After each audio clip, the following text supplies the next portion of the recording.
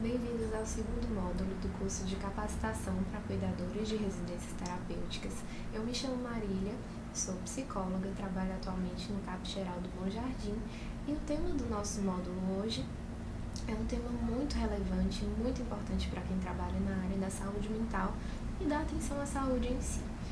A gente vai discutir sobre a reforma psiquiátrica, principalmente a reforma psiquiátrica brasileira.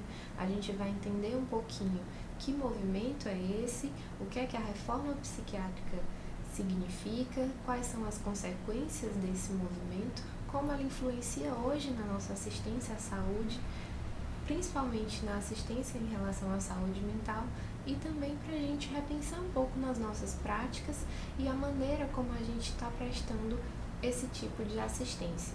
Eu espero que seja um momento rico, que a gente consiga tirar boas reflexões dessa aula e que vocês aproveitem. Vamos começar. Dando início ao nosso módulo que fala sobre reforma psiquiátrica, a gente vai abordar alguns temas dentro desse assunto, como o itinerário político, a legislação e o contexto atual. Para que a gente comece a conversar sobre reforma psiquiátrica, a gente precisa pensar um pouquinho sobre o próprio conceito de loucura. A reforma psiquiátrica ela está intimamente ligada com essa percepção, com a percepção do que é ser louco. Quando a gente se faz essa pergunta, inúmeras respostas vêm na nossa cabeça. O que é loucura? O que é ser louco? Quem é a pessoa louca? Às vezes vêm imagens muito caricatas, às vezes vêm visões preconceituosas acerca da loucura, que ao longo do tempo sofreram inúmeras mudanças. E como qualquer fenômeno humano, a loucura ela é historicamente construída. De acordo com cada época, com cada contexto sociopolítico, a loucura ela é definida e compreendida. Ao longo dos séculos, a forma de enxergar o louco sofreu inúmeras mudanças. Eu fiz como se fosse uma espécie de linha do tempo para a gente conseguir visualizar como é que foi esse processo. E a gente dando início mais ou menos na Idade Média, o louco ele circulava livremente pelas ruas. E quando houve a epidemia de lepra, foi dado início a essa tradição de excluir os loucos da sociedade, colocando junto com aqueles que eram considerados indesejados para a vida da sociedade, como prostitutas, usuários de drogas, criminosos. Então, todos aqueles que eram realmente indesejados, todos aqueles que eram vistos como uma parte marginal da sociedade, eles eram excluídos. No Renascimento a gente vê ainda isso muito forte, porque houve um banimento dos muros das cidades europeias, e bem como o que se chama de nau dos loucos. O que eram as naus dos loucos? Eram embarcações em que dentro dessas embarcações eram colocadas justamente essas pessoas indesejadas. E esse barco, ele ficava no oceano, no mar, entregue à sorte. E essas pessoas, elas ficavam completamente excluídas da sociedade, sejam por muros, sejam por barcos. E quando a gente chega no século XVII, a loucura ela passa a ter um local, ela passa a se situar num hospital, só que esse hospital ele não tem o mesmo valor que a gente vê hoje. Ele não era visto como um local de cura, como um local que ia fornecer um tratamento para o transtorno mental. Ele ainda era um local que mais se parecia uma prisão, que mais se parecia uma instituição asilar, um depósito de pessoas, digamos assim, onde lá ficavam também aquelas pessoas indesejadas. Quando a gente entra no século XVIII, é que a gente começa a ver uma certa mudança nesse sentido. Com o Philippe Pinel, que ele é considerado o pai da psiquiatria, ele propõe uma nova forma de tratamento aos loucos, e eles transferem os loucos para os manicômios, que eram locais destinados somente aos doentes mentais, mas ainda assim estava longe de ser um local de cuidado, de tratamento e de cura, digamos assim. Ainda era um ambiente extremamente desumano, em que mais se parecia realmente com um presídio e com um depósito de pessoas. Ainda no século XIX, o tratamento do doente mental ele incluía medidas físicas, como duchas, banhos frios, chicotadas, máquinas giratórias e sangrias. Então a gente pode ver, dentro desse apanhado histórico, como a loucura ela era marginalizada, como a loucura ela era vista por um viés moral e ético, como se o louco tivesse uma espécie de desvio moral, como se ele merecesse uma punição por ele ter um transtorno mental, por ele ser doente mental. E durante muito tempo a loucura ela foi vista e tratada de uma forma muito punitivista, né? De uma forma da pessoa ter sua liberdade privada, seus direitos básicos privados, e que ela era submetida a torturas, né? Ela era submetida a um tratamento desumano por conta da condição dela como doente mental. Aqui a gente vê algumas fotos.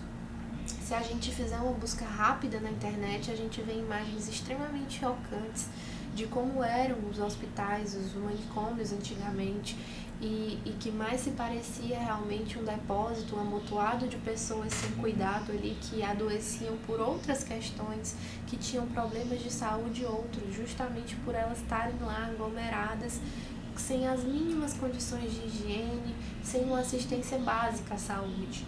Então era realmente um local onde as pessoas eram descartadas lá e ficavam a vida inteira.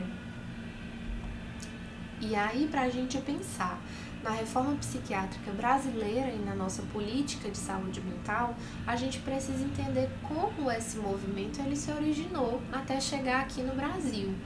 A partir da metade do século XX, impulsionado principalmente pelo Franco Basaglia, que é um psiquiatra italiano, foi que se iniciou uma radical crítica e a transformação do saber do tratamento das instituições psiquiátricas. Vale a gente lembrar que a reforma psiquiátrica ela é um movimento que se originou na Itália e que ela se originou a partir de profissionais, de trabalhadores de saúde, que perceberam que esse modelo de atenção à saúde mental, ele fazia tudo menos tratar o adoecimento mental. Com isso, se iniciou o movimento da luta antimanicomial, que era um movimento de defesa dos direitos humanos e de resgate da cidadania dos que carregavam transtornos mentais. Com essa luta antimanicomial veio a questão da reforma psiquiátrica, que ela propõe a construção de uma rede de serviços e estratégias territoriais e comunitárias profundamente solidárias, inclusivas e libertárias. A reforma psiquiátrica ela vem no intuito justamente de propor um novo modelo de assistência psiquiátrica, de reformar o modo como esse cuidado em saúde mental estava sendo feito. Então, em 1990, o Brasil ele se torna signatário da Declaração de Caracas, que propõe a reestruturação da assistência psiquiátrica, e em 2001 é aprovada a Lei Federal 10.216, que dispõe sobre a proteção e os direitos das pessoas portadoras de transtornos mentais e redireciona o modelo assistencial em saúde mental. A gente vai discutir um pouco mais sobre essa lei mais na frente, que é bem interessante para a gente entender o nosso momento hoje. Então, a política de saúde mental, ela começa a se formar aqui no Brasil a partir desses movimentos. E aí, o mote principal da política de saúde mental é garantir o cuidado ao paciente com transtorno mental em serviços substitutivos aos hospitais psiquiátricos, superando assim a lógica das internações de longa permanência que tratam o paciente isolando do convívio com a família e com a sociedade como um todo. Então, a política de saúde mental, ela vem justamente no objetivo de proporcionar o que a reforma psiquiátrica preconiza, que são estratégias territoriais e comunitárias de cuidado que visam a questão da solidariedade, da inclusão e da liberdade. Então, a política de saúde mental ela foi formada a partir deste movimento. Entrando na questão da Lei 10.216, que ela é conhecida como a Lei Paulo Delgado, e é uma das principais leis que moldou o nosso modelo de saúde mental hoje e que está intimamente associado à reforma psiquiátrica, a gente percebe que, antes de tudo, a reforma psiquiátrica ela é um processo político e social muito complexo, composto de atores, instituições e forças de diferentes origens e que incide em territórios diversos, no governo federal, estadual, municipal, nas universidades, no mercado dos serviços de saúde, nos conselhos profissionais, associações, e que ela é compreendida como um conjunto de transformações de práticas, de saberes, de valores culturais e sociais. É no cotidiano da vida das instituições, dos serviços, das relações interpessoais que o processo da reforma psiquiátrica avança. E essa lei, ela vem justamente para ajudar a delinear um pouco como é essa assistência. Mas ela demorou um tempo para ser sancionada. Né? Em 1989, foi dada a entrada no Congresso Nacional ao projeto de lei do deputado Paulo Delgado, do PT de Minas Gerais, que propõe a regulamentação dos direitos da pessoa com transtornos mentais e a extinção progressiva dos manicômios. A partir disso, a partir dessa proposta de lei, foi impulsionando e foram inspirando movimentos sociais. E em 1992, esses movimentos sociais inspirados nesse projeto de lei, eles conseguem aprovar em vários estados as primeiras leis que determinam as substituições progressivas dos leitos psiquiátricos por uma rede integrada de atenção à saúde mental. Então, a lei ela não foi aprovada, mas o projeto de lei ele impulsionou a criação de leis que ajudaram nesse processo. Somente em 2001 é que a lei foi de fato aprovada e ela dispõe sobre a proteção dos direitos das pessoas portadoras de transtorno mental e redireciona o modelo assistencial à saúde.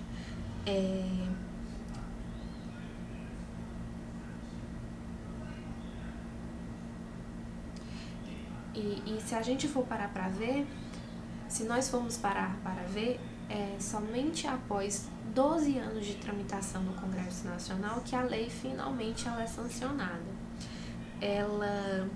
Embora ela traga, ela redirecione a assistência em saúde mental, privilegiando o oferecimento de tratamentos e serviços de base comunitária, dispõe de proteção e os direitos das pessoas com transtorno mental, ela não instituiu mecanismos claros para a progressão,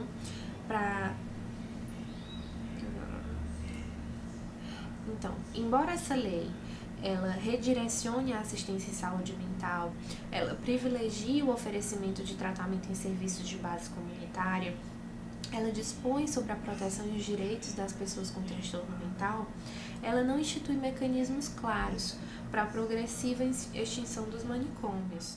Ainda assim, a promulgação da Lei 10.216, ela impõe um novo impulso, um novo ritmo para o progresso da reforma psiquiátrica no Brasil. Se atendo mais intimamente à Lei 10.216, é importante, ela é uma lei curta, ela não é uma lei muito extensa, então eu trouxe ela inteira para que a gente leia e pense e faça algumas reflexões sobre ela. O que é que essa lei diz? O artigo 1 dela diz que os direitos e a proteção das pessoas acometidas de transtorno mental, de que trata essa lei, são assegurados sem qualquer forma de discriminação quanto à raça, cor, sexo, orientação sexual, religião, opção política, nacionalidade, idade, família, recursos econômicos e ao grau de gravidade ou tempo de evolução de seu transtorno ou qualquer hora. O artigo 2, ele diz que nos atendimentos em saúde mental de qualquer natureza, a pessoa e seus familiares ou responsáveis são formalmente cientificados dos direitos enumerados no parágrafo único deste artigo.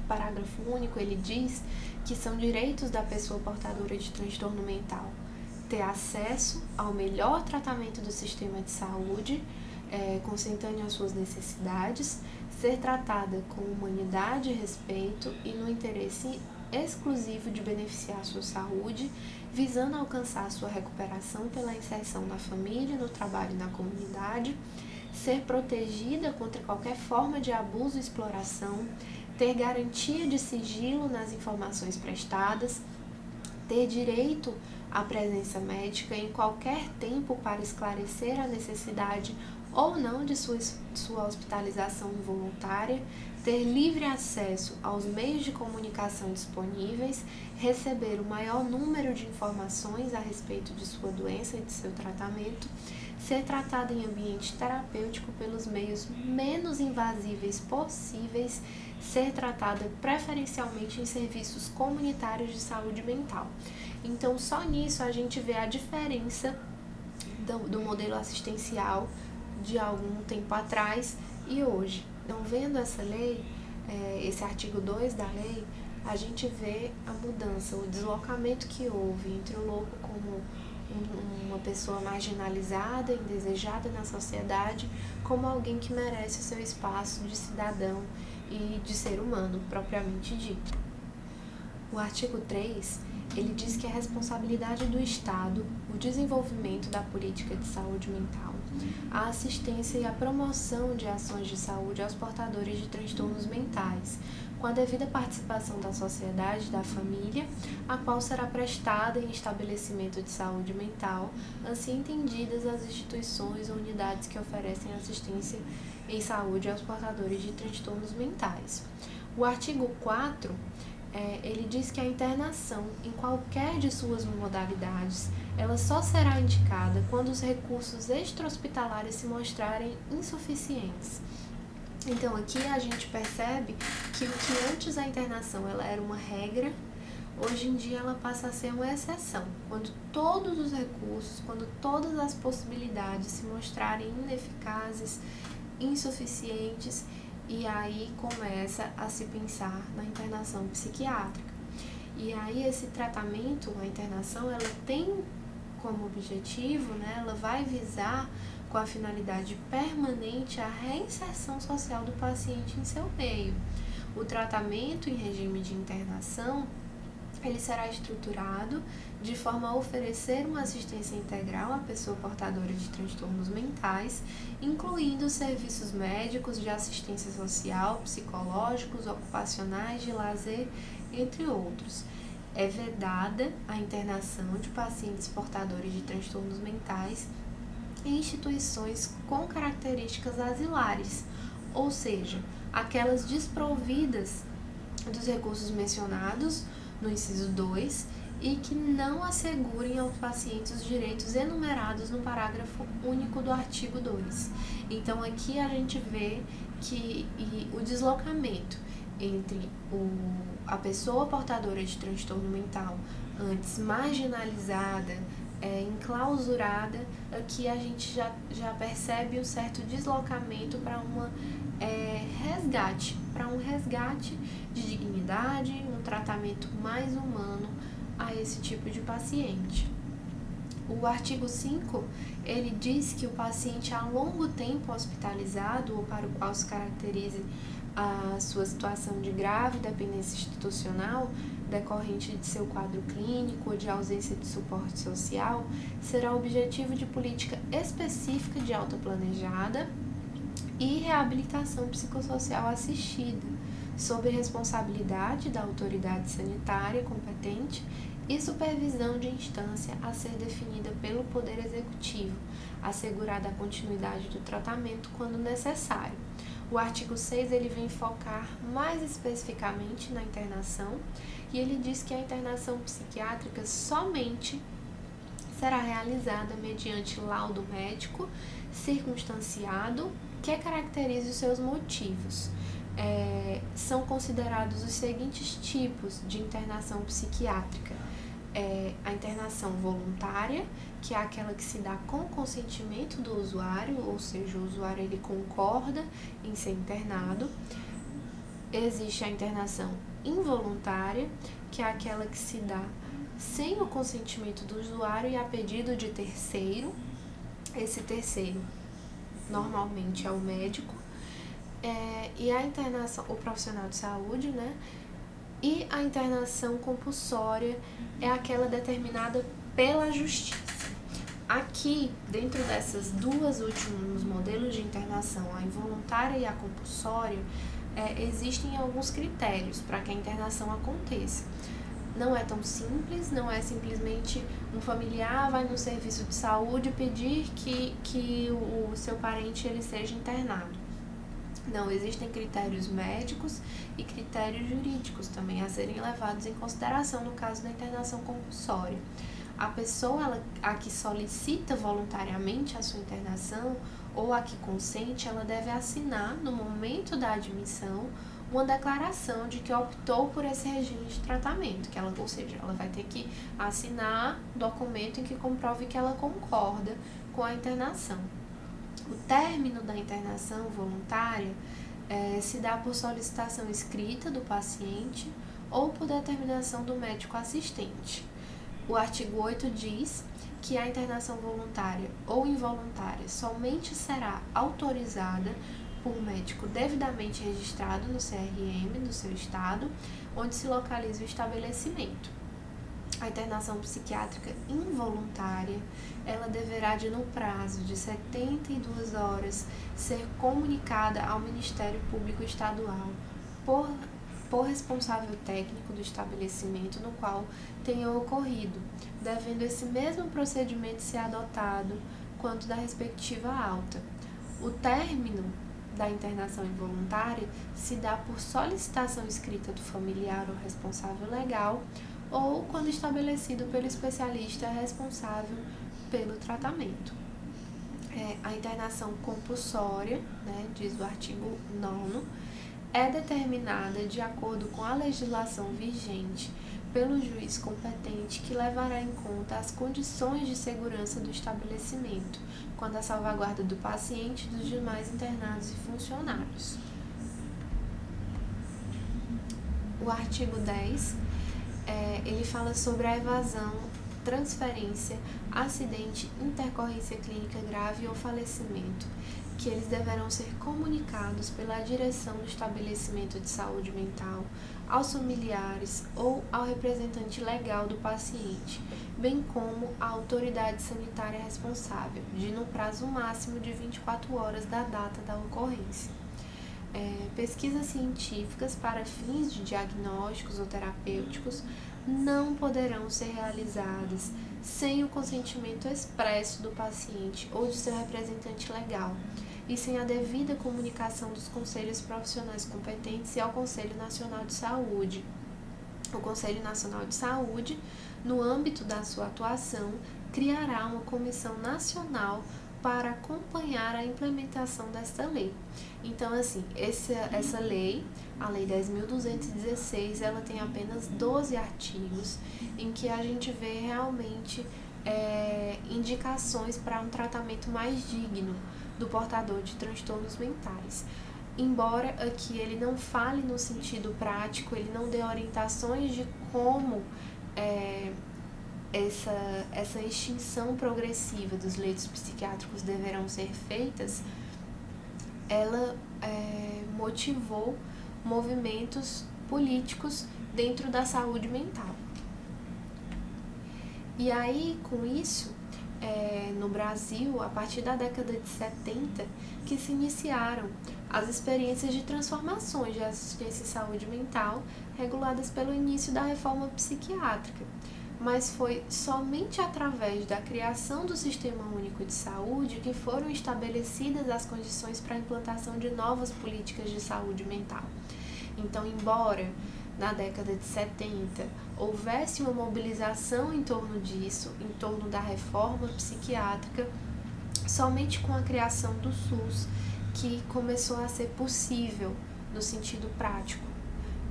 Na década de 90 houve a implantação dos CAPs, dos Centros de Atenção Psicossocial, que o Ministério da Saúde ele compreende o CAPS como sendo um dispositivo bastante eficaz na diminuição de internamentos em instituições psiquiátricas, como também um novo modelo assistencial, favorecendo o exercício da cidadania, da inclusão social dos usuários do serviço e de suas famílias. A gente vê hoje pensando no modelo de funcionamento do CAPS, no sentido do CAPS existir, como ele está intimamente ligado a todo esse processo, desde a luta antimanicomial, a reforma psiquiátrica e a lei Paulo Delgado, em 10.216. Os CAPs, eles são serviços de saúde municipais e comunitários oferecidos pelo SUS, que oferecem cuidados diários, personalizados, intensivos e promotores de vida. É, portanto, um lugar de referência para o tratamento de pessoas que sofrem de transtornos mentais severos e persistentes. Então, o CAPS ele vem justamente com o objetivo de substituir o tratamento em hospitais psiquiátricos. Ele vem justamente propor um modelo de atenção em saúde mental em liberdade, em que o paciente ele não precise ficar privado dos seus vínculos comunitários e sociais, ele não precisa deixar de trabalhar, ele não precisa deixar de estudar, ele não precisa deixar de ter a sua rotina normal, nem de abandonar os seus hábitos pessoais em torno disso. Então o CAPS ele vem nessa questão de preservar a individualidade e preservar a vida comunitária daquele paciente. Para a gente pensar em como se dá a criação dos CAPs, como se dá a redução dos leitos psiquiátricos, a gente precisa pensar no processo de desinstitucionalização, que é um processo que envolve muitos atores, envolve muitos serviços e que envolve também uma rede de atenção e uma série de estratégias específicas para isso. Uma delas é a própria redução de leitos, né, que o processo de redução de leitos em hospitais psiquiátricos e de desinstitucionalização de pessoas com um longo histórico de internação, ele passa a se tornar uma política pública no Brasil a partir dos anos 90, mas ele ganha um certo impulso somente em 2002, com uma série de normatizações do Ministério da Saúde, em que eles instituem mecanismos claros e seguros para a redução dos leitos psiquiátricos a partir dos macro-hospitais. Para avaliar o ritmo da redução de leitos em todo o Brasil, é preciso que a gente considere o processo histórico de implantação dos hospitais psiquiátricos no Estado, assim como a penetração das diretrizes da reforma psiquiátrica em cada região brasileira, porque o processo de desinstitucionalização, ele pressupõe transformações culturais e objetivas na sociedade, e ele depende sempre da pactuação das nossas 3 esferas de governo, a esfera federal, estadual e municipal. Então, a redução de leitos, ela tem tudo a ver com Então, a redução dos leitos psiquiátricos, ela envolve uma série de movimentos que partem dessas 3 esferas para que, de fato, ela ocorra. Um outro ponto é a avaliação anual dos hospitais e o seu impacto na reforma. Existem instrumentos de gestão que permitem as deduções e os fechamentos de leitos de hospitais psiquiátricos de forma gradual, pactuada e planejada. Existe hoje o Programa Nacional de Avaliação do Sistema Hospitalar de Psiquiatria, que foi normatizado pelo Ministério da Saúde, e ele é um instrumento de avaliação que permite aos gestores o diagnóstico da qualidade da assistência dos hospitais psiquiátricos conveniados e públicos existentes na nossa rede de saúde, ao mesmo tempo que indica aos prestadores critérios para uma assistência psiquiátrica hospitalar compatível com as normas do SUS, com os princípios do SUS. Então, a partir disso, os hospitais psiquiátricos da rede, eles são avaliados quanto estrutura física, quanto dinâmica de funcionamento dos fluxos hospitalares, os processos e os recursos terapêuticos da instituição, e também a adequação e a inserção dos hospitais à rede de atenção em saúde mental naquele território e as normas técnicas gerais do SUS.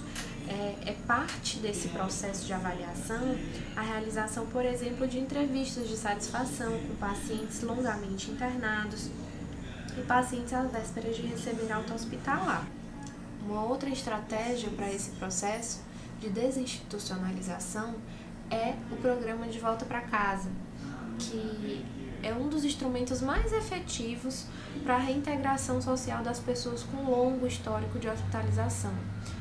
Esse programa ele é uma das estratégias mais potencializadoras da emancipação de pessoas com transtorno mental e dos processos de desinstitucionalização e redução dos leitos nos estados e municípios. Ele foi criado pela Lei Federal 10.708, encaminhado pelo presidente Lula ao Congresso, votado e sancionado em 2003. Então, o programa ele é a concretização de uma reivindicação histórica do movimento da reforma psiquiátrica. O objetivo do programa é contribuir efetivamente para o processo de inserção social das pessoas com longa história de internação em hospitais psiquiátricos, através do pagamento mensal de um auxílio reabilitação no valor de R$ 240 aos seus beneficiários. E para receber esse benefício, esse auxílio reabilitação do programa De Volta para Casa, a pessoa ela deve ser egressa de hospital psiquiátrico ou de hospital de custódia e tratamento psiquiátrico e ter indicação para inclusão em programa municipal de reinserção social. O programa ele é muito interessante porque ele possibilita a ampliação de uma rede de relações dos usuários, assegura o bem-estar global daquela pessoa, estimula o exercício dos direitos civis, políticos e cidadanias, uma vez que ele prevê esse pagamento do auxílio reabilitação diretamente ao beneficiário, através do convênio entre o Ministério da Saúde e da Caixa Econômica. O beneficiário ele recebe uma espécie de cartão magnético em que ele pode fazer a movimentação mensal dos recursos que ele vai receber. O município de residência do beneficiário ele deve, para se habilitar no programa, ter assegurado uma estratégia de acompanhamento dos beneficiários e uma rede de atenção à saúde mental capaz de dar uma resposta efetiva a essas demandas de saúde mental. Para entender também assim, como esse benefício ele é renovado, a cada ano ele pode ser renovado, caso o beneficiário e a equipe de saúde que o acompanha entenda que essa é uma estratégia ainda necessária dentro desse processo de reabilitação. Então, esse recurso, ele não é uma espécie de aposentadoria, esse benefício ele tem um começo, um meio e um fim, mas ele pode ser renovado. E ele se trata de um dos principais instrumentos que a gente tem hoje nesse processo de reabilitação psicossocial. Os seus efeitos no cotidiano das pessoas egressas de hospitais psiquiátricos, eles são imediatos, porque na medida em que se realiza uma intervenção significativa no poder da contratualidade social dos beneficiários, ele potencializa a emancipação e a autonomia dessa pessoa.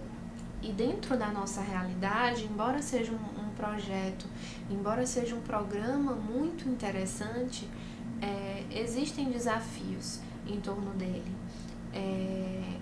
Ele enfrenta uma situação pragmática, digamos assim, produzida por um longo processo de exclusão social, porque a maioria das pessoas egressas de hospitais psiquiátricos ou os potenciais beneficiários, aqueles que vêm de longas internações, eles não possuem as documentações pessoais mínimas para o cadastramento do programa.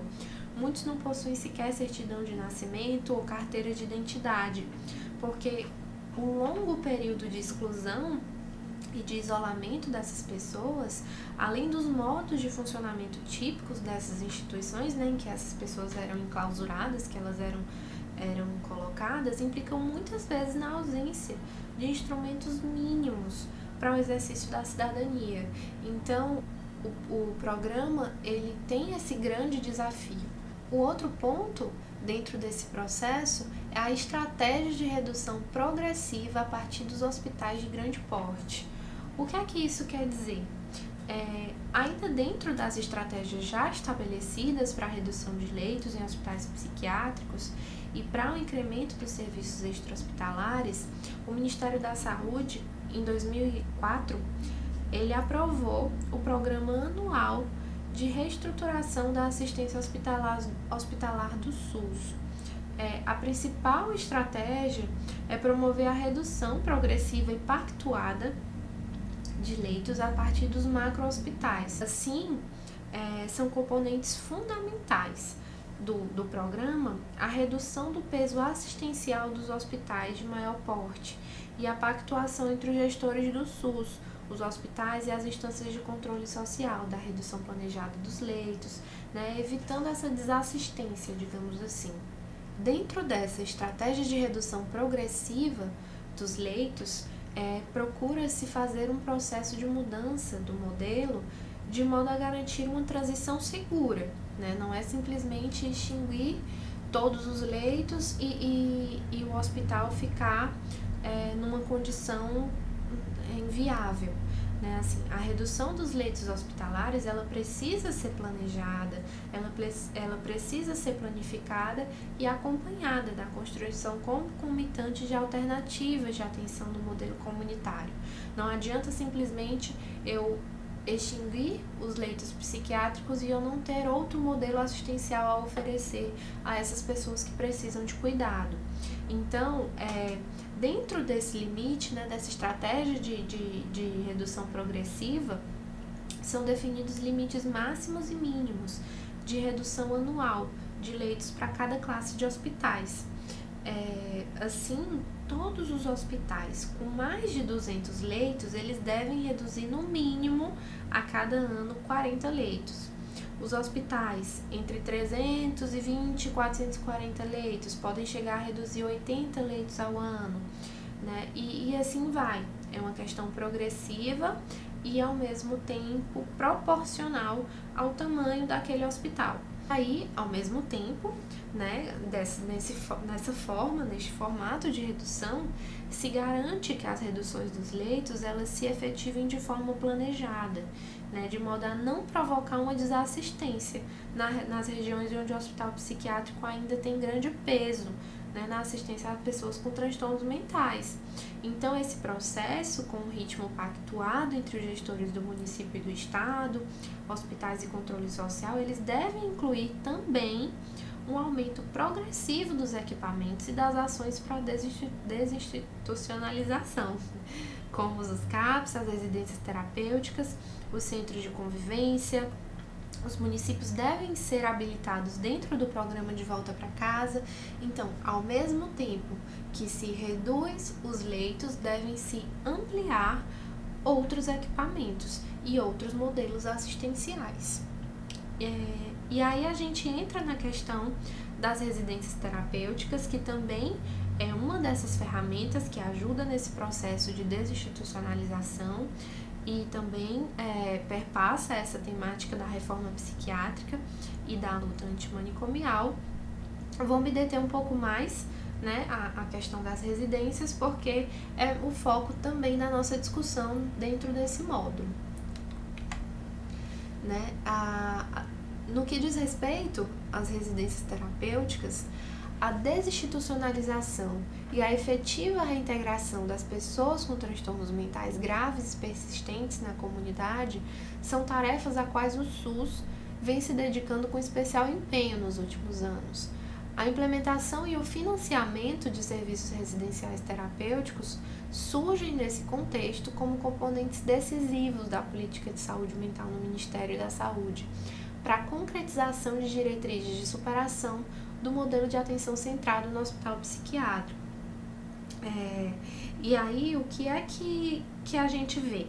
Que, assim, os serviços residenciais terapêuticos, né, as residências terapêuticas ou simplesmente essas moradias, elas vêm no intuito de serem casas localizadas no espaço urbano, constituídas para responder às necessidades de moradia das pessoas portadoras de transtornos mentais graves, egressas de hospitais psiquiátricos ou não, né? Embora as residências terapêuticas elas se configurem como equipamentos de saúde, né, essas casas que são implantadas na cidade, elas devem ser capazes, principalmente, em primeiro lugar, garantir o direito à moradia das pessoas egressas de hospitais psiquiátricos e de auxiliar o morador nesse processo, às vezes difícil, de reintegração na comunidade, porque é como eu já havia falado anteriormente, pessoas que passam muitos anos excluídas da sociedade, que passam muitos anos sem exercer a sua cidadania, sem exercer a sua autonomia, elas saem, né, dessas instituições necessitando desse tipo de auxílio, necessitando essa reintegração, desenvolver novamente essas habilidades. Dentro disso também, as residências terapêuticas, elas têm por objetivo, né, preservar o direito de morar e de circular nos espaços da cidade, da comunidade, e respeitar as necessidades, os gostos, os hábitos e a dinâmica dos seus moradores. E dentro de um sentido mais prático,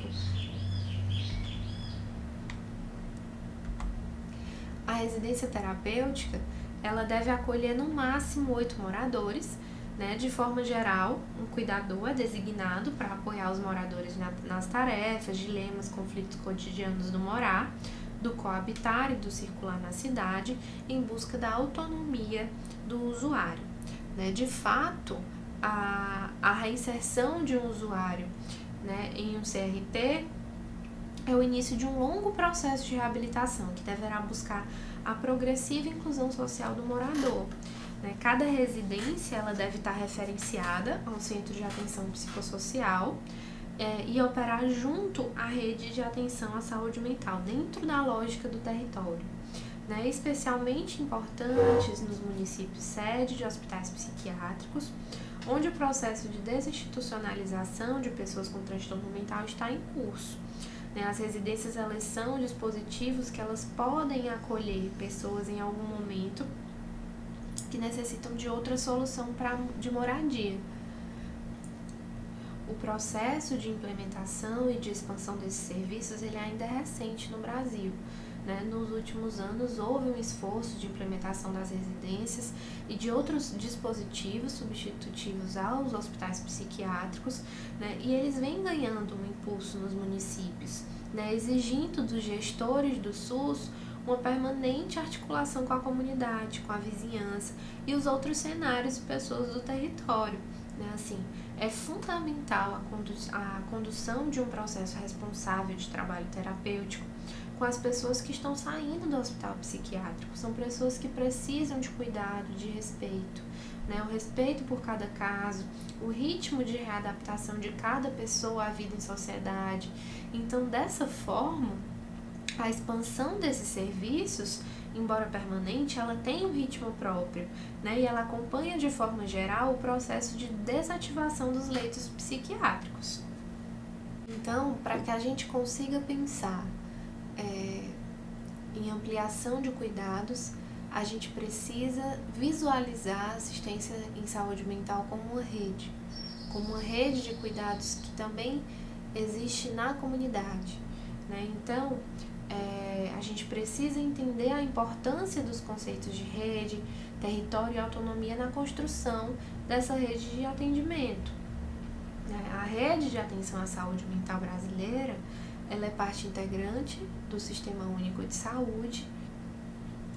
A rede de atenção à saúde mental brasileira, ela é parte integrante do Sistema Único de Saúde, que regula e organiza em todo o território nacional as ações e serviços de saúde de forma regionalizada e hierarquizada, em níveis de complexidade crescente, tendo direção única em cada esfera do governo, federal, municipal e estadual. São princípios do SUS, o acesso universal, público e gratuito às ações de serviço em saúde, a integralidade das ações no conjunto articulado e contínuo em todos os níveis de complexidade do sistema, a equidade da oferta de serviços, sem preconceitos ou privilégios de qualquer espécie, a descentralização político-administrativa, com direção única do sistema em cada esfera do governo, a questão do controle social das ações exercido pelos conselhos municipais, estaduais e Conselho Nacional de Saúde, com a representação dos usuários, dos trabalhadores, prestadores de serviço, instituições formadoras. Então, a gente vê que os princípios do SUS, eles têm que perpassar a rede de atenção em saúde mental. né? O princípio do controle social do SUS aqui especificamente ele merece um destaque, né? Na medida em que ele impulsiona, né, o protagonismo e a autonomia desses usuários, né, na gestão dos processos de trabalho no campo da saúde, né? Assim, pessoas que durante muito tempo foram caladas, né, que não tiveram voz, através desse princípio de controle social do SUS, essas pessoas ganham espaço também, né? E assim os conselhos e as conferências de saúde, elas desempenham um papel fundamental na formação do SUS, no ordenamento dos serviços e das ações e nos direcionamentos dos recursos financeiros, dos recursos humanos, né? Enfim. E justamente compartilhando desses princípios, né, a gente vê que a rede de atenção à saúde mental, composta por Centros de Atenção Psicossocial, que são os CAPs, os serviços residenciais terapêuticos, né, os CRTs, centros de convivência, ambulatórios de saúde mental e hospitais gerais, caracteriza-se por ser essencialmente públicas, de base municipal e com controle social, fiscalizador e gestor do processo de consolidação da reforma psiquiátrica. E a gente não consegue pensar em rede sem estar associada ao território. A construção de uma rede comunitária de cuidados, ela é fundamental para a consolidação da reforma psiquiátrica. E a articulação em rede dos variados serviços substitutivos do hospital psiquiátrico, ela é crucial para a constituição de um conjunto vivo e concreto de referências capazes de acolher a pessoa com transtorno mental. Então, essa rede, ela é maior do que o conjunto de serviços em saúde mental do município. Ela não se limita apenas aos serviços de saúde mental. Uma rede, ela se conforma na medida em que são permanentemente articuladas outras instituições, outras associações, cooperativas e variados espaços da cidade, né? A rede de atenção à saúde mental do SUS, ela tem como base comunitária, então é fundamento para a construção dessa rede a presença de um movimento permanente, direcionado para os outros espaços da cidade em busca da emancipação das pessoas com transtorno mental. A ideia fundamental aqui é que somente uma organização em rede e não apenas um serviço ou equipamento é capaz de fazer jus à complexidade das demandas de inclusão das pessoas que foram secularmente estigmatizadas, né, em um país que tem uma acentuada desigualdade social. É a articulação em rede de diversos equipamentos da cidade e não apenas de equipamentos de saúde que pode garantir uma resolutividade, uma promoção da autonomia e da cidadania das pessoas com transtornos mentais. Para a organização dessa rede, a noção do território é especialmente orientadora, né? Porque é a partir dessa noção de territorialização que a gente vai conseguir entender a realidade daquele contexto, daquele meio. E como território, a gente tem que entender que ele não é apenas uma designação de uma área geográfica, né? Mas das pessoas, das instituições, das redes, dos cenários nos quais se dão aquela vida comunitária. Então, trabalhar no território não equivale a trabalhar na comunidade, mas trabalhar com os componentes, com os saberes e com as forças concretas daquela comunidade. E é a partir disso que se propõem soluções, que se apresentam demandas e que podem construir objetivos comuns. Trabalhar no território significa resgatar os saberes, as potencialidades dos recursos da comunidade, construindo coletivamente as soluções, a multiplicidade de trocas entre as pessoas e o cuidado em saúde mental. A ideia do território como organizador da rede de atenção à saúde mental que deve orientar as ações de todos os seus equipamentos. E aqui a gente vê como centro o CAPS, mas que ele não está isolado, ele se comunica com diversos outros setores, ele se comunica com diversos outros elementos de uma comunidade. A gente não consegue pensar em atenção à saúde mental se a gente vê apenas serviços de saúde isolados. A gente precisa fugir daquela lógica hospitalocêntrica, medicalocêntrica, de que o cuidado em saúde mental ele é unicamente medicamentoso, ele é unicamente psiquiátrico, quando na verdade ele engloba questões bem mais complexas.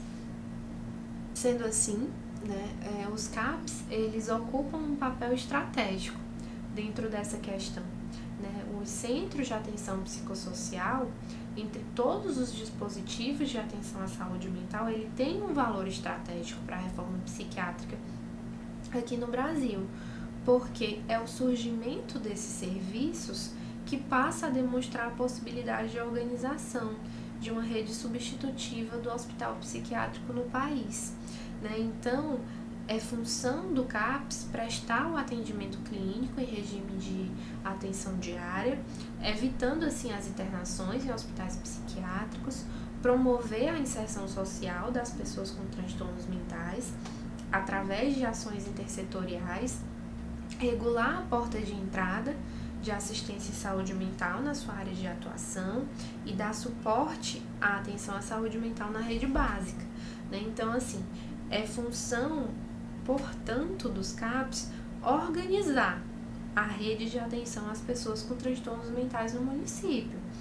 Os CAPs eles são articuladores estratégicos dessa rede e da política de saúde mental de um determinado território. Vale a gente lembrar que os CAPs eles devem ser substitutivos, mas não complementares ao hospital psiquiátrico. Né? Cabe ao CAPs o acolhimento, a atenção às pessoas com transtornos mentais graves e persistentes, procurando preservar e fortalecer os laços sociais do usuário no seu território. Então, o CAPs ele é como se fosse um núcleo de uma nova clínica produtora de autonomia, que ela convida o usuário para a responsabilização e o protagonismo na trajetória do tratamento. Né? Então, o que antes o tratamento era algo imposto, hoje não, ele é parte, o paciente ele é parte daquilo, né? Ele tem voz e ele tem autonomia durante o seu processo de tratamento. Então, a essência do CAPS é eles serem serviços de saúde municipais abertos, comunitários e que oferecem atendimento diário às pessoas com esses transtornos mentais severos e persistentes, né? Realizando esse acompanhamento clínico, a reinserção social dessas pessoas através do acesso ao trabalho, ao lazer, o exercício dos direitos civis e o fortalecimento dos laços familiares e comunitários. A expansão da rede, né, dos CAPs, ela foi fundamental para as visíveis mudanças que estão ainda em curso na assistência às pessoas com transtornos mentais. O CAPS ele ocupa essa posição estratégica justamente por ele ser um articulador da rede de atenção em saúde mental no território, né? E ele articula os recursos existentes em variadas redes, né, como as sociosanitárias, jurídicas, sociais e educacionais, entre muitas outras. Né? A tarefa de promover a reinserção social, ela exige sim uma articulação ampla, desenhada com variados componentes ou recursos de assistência para a promoção de vida comunitária e da autonomia dos usuários dos serviços. Né? Os CAPs, eles têm a particularidade do território em que eles ocupam e eles se diferenciam pelo porte, pela capacidade de atendimento, pela clientela atendida, e eles se organizam pelo país de acordo com o perfil populacional dos municípios brasileiros. Né? Então, o perfil populacional dos municípios é sem dúvida um dos principais critérios para o planejamento da rede de atenção à saúde mental nas cidades e para a implantação dos centros de atenção psicossocial. Né? O critério populacional, no entanto, ele é compreendido apenas como orientador para o planejamento das ações de saúde. Né? Assim, de fato, é o gestor local, articulado com as outras instâncias de gestão do SUS, que vai ter as condições mais adequadas para definir os equipamentos que melhor respondem às demandas de saúde mental daquele município. Né? E os CAPs, eles se diferenciam justamente por isso. Né? Eles têm níveis de porte diferentes e eles têm os tipos diferentes, né? Podendo ser CAPS 1, CAPS tipo 2, CAPS tipo 3, CAPS I, que é para atender a demanda infanto-juvenil, CAPS AD, né, que o AD ele é especializado no atendimento de pessoas que fazem o uso prejudicial de álcool e de outras drogas, né? E dentro da reforma psiquiátrica ainda existem muitos desafios e muitas barreiras a serem superadas, né? Hoje, o desenvolvimento da estratégia da saúde da família nos últimos anos marca um progresso indiscutível na política do SUS, né? Atendendo a esse compromisso da integralidade da atenção à saúde, o Programa da Saúde da Família, que foi criado na década de 90, ele vem investindo na promoção da saúde da população, na prevenção de doenças, alcançando resultados importantes para a saúde coletiva, né? E ele estruturado em equipes de atenção básica, a cobertura do Programa de Saúde da Família, hoje ela já alcança todo o país. O campo de intervenção de cada equipe da atenção básica, ele é sempre composto pelas pessoas, famílias e suas relações com a comunidade e com o meio ambiente. A realidade dessas equipes de atenção básica, né, vem demonstrando que diariamente elas se deparam com problemas de saúde mental. E assim, por conta da sua proximidade com famílias e comunidades, as equipes da atenção básica elas se apresentam como um recurso estratégico para o enfrentamento de importantes problemas de saúde pública, como os agravos vinculados ao uso abusivo de álcool e drogas e diversas outras formas de sofrimento psíquico, né? Existe um componente de sofrimento subjetivo associado a toda e qualquer doença, né? Às vezes atuando como entrave à adesão das práticas preventivas ou de vida mais saudáveis. Então, a gente pode dizer que todo problema de saúde é também e sempre de saúde mental, e que toda saúde mental é também uma produção de saúde, né? Nesse sentido, vai ser sempre importante e necessária a articulação da saúde mental com a atenção básica.